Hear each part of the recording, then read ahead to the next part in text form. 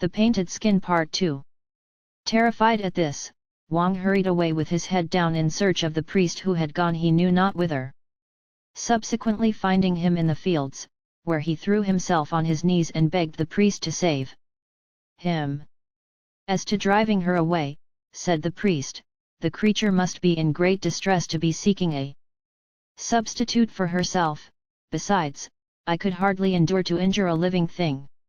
However, he gave Wang a fly brush, and bade him hang it at the door of the bedroom, agreeing to meet again at the Qing Ti temple.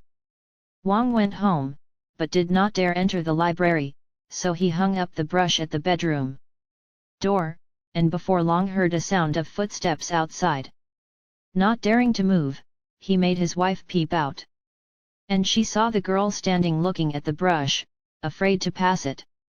She then ground her teeth and went away, but in a little while came back, and began cursing, saying, "You priest, you won't frighten me. Do you think I am going to give up what is already in my grasp?" Thereupon, she tore the brush to pieces, and bursting open the door, walked straight up to the bed, where she ripped open Wang and tore out his heart, with which she went away. Wang's wife screamed out, and the servant came in with a light, but Wang was already dead and presented a most miserable spectacle. His wife, who was in an agony of fright, hardly dared cry for fear of making a noise, and next day she sent Wang's brother to see the priest.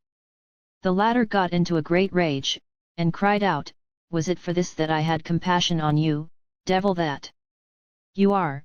proceeding at once with Wang's brother to the house, from which the girl had disappeared, without anyone knowing whither she had gone.